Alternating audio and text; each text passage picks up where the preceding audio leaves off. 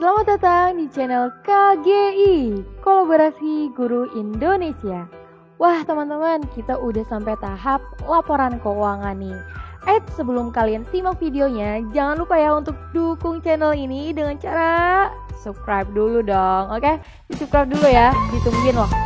3, 2, 1. Oke, terima kasih, selamat menyaksikan. Anak-anak, sampailah kita pada tahap terakhir dari siklus akuntansi keuangan, yaitu membuat laporan keuangan.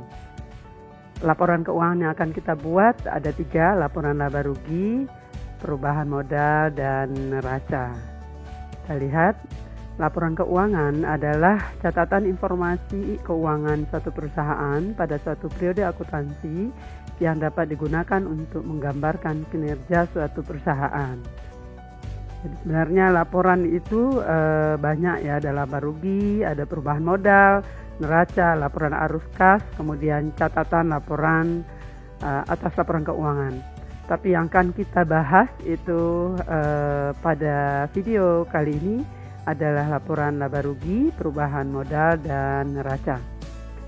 Kita lihat bentuk laporan laba rugi. Laba rugi ini sebenarnya ada model single step dan multiple.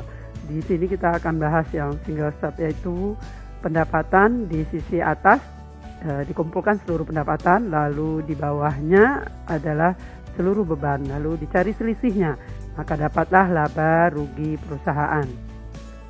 Lanjutkan ke laporan yang kedua, laporan perubahan modal, yaitu modal awal, kemudian ditambah laba yang kita peroleh dari laporan laba rugi, lalu dikurangi price. Selisihnya ini disebut penambahan modal jika lebih besar laba daripada price. Jika lebih besar price-nya daripada labanya, ini namanya pengurangan modal. Tinggal jumlahkan, dapatlah modal akhir. Lanjutkan ke laporan yang ketiga adalah neraca. Neraca yang kita bahas di sini adalah bentuk kontrol atau bentuk P atau kiri kanan. Sebelah kirinya mencatat aktiva, sebelah kanan mencatat akun pasiva. Bisa juga kita menggunakan bentuknya vertikal atau ke bawah atau staffel, itu aset di atas, lalu di bawahnya diikuti kewajiban dan modal. Kita lihat di sini harus balance antara harta dengan hutang dan modal. Hartanya atau aset diurut dari aset lancar diikuti aset tetap. Untuk kewajiban diurut dari hutang atau kewajiban jangka pendek, lalu diikuti hutang jangka panjang, lalu di bawahnya modal. Oke, kita lihat contoh soal yang sudah kita kerjakan dari kertas kerja yang sudah kita kerjakan pada video sebelumnya. Kita buatkan laporan keuangan.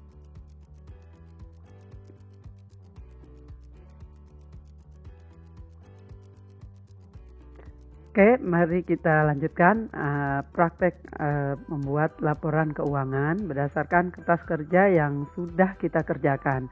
Yang diperhatikan adalah kolom yang hijau ini, laba rugi, dan kolom neraca.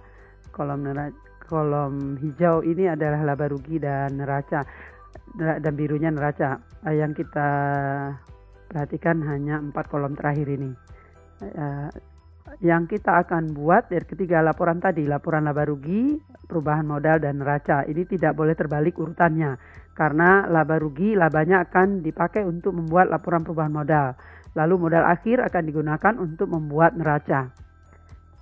Yang akan kita pindahkan ke laba rugi adalah kolom yang hijau ini, yaitu pendapatan, semuanya susun di atas, pendapatan usaha dan sewa, pendapatan sewa, lalu dijumlahkan. Kemudian beban, mulai dari beban gaji, beban sewa, beban bunga, beban asuransi, beban perlengkapan salon, beban penyusuan peralatan, beban listrik, lalu ada semuanya ini dipindahkan ke sini ke laporan laba rugi, lalu dijumlahkan bebannya. Dapat total beban, karena ini pendapatan beban harus dikurangi, maka dikurangi 197.300 dikurangi 74.400, dapatlah labanya 122.900. Ini semua angka dalam ribuan. Di atas sudah ditulis ya. Nah, laba 122.900 ini digunakan untuk membuat laporan perubahan modal. Tadi di depan sudah disampaikan rumusnya untuk membuat laporan perubahan modal adalah modal awal, kemudian ditambah laba yang diambil dari laba rugi, laporan laba rugi, lalu dikurangi price, dapatlah penambahan modal. Di modal awal ditambah laba dikurangi price, dapat modal akhir. Nah, modal akhir ini digunakan untuk membuat neraca. Yang angka ini yang dipindahkan. Kita lihat neraca ini yang kita gunakan ada bentuk skontro atau bentuk T. Sebelah kiri itu mencatat aktiva atau aset, lalu sebelah kanan mencatat pasiva, itu kewajiban dan modal.